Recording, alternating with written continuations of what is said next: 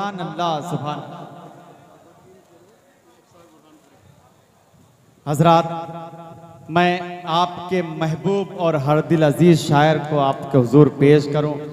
जुनेद भाई ने हुक्म दिया है कि अफसार बुरहानपुरी हमारे दरमियान इस मुशायरे में हाजिरी दर्ज कराना चाहता है, तो एक मतलब दो शेर के लिए आपसे गुजारिश। अस्सलाम वालेकुम। बहुत शुक्रगुजार हूँ मैं जुनेद अख्तर साहब का।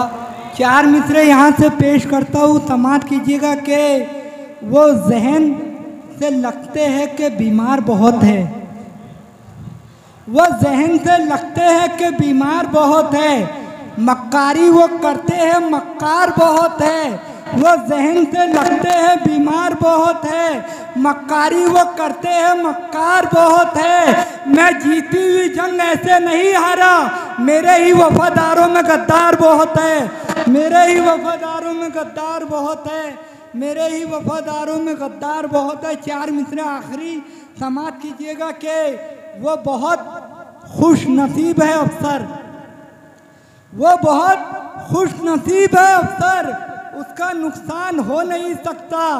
जिसको माँ बाप की दुआ मिल जाए वो परेशान हो नहीं सकता।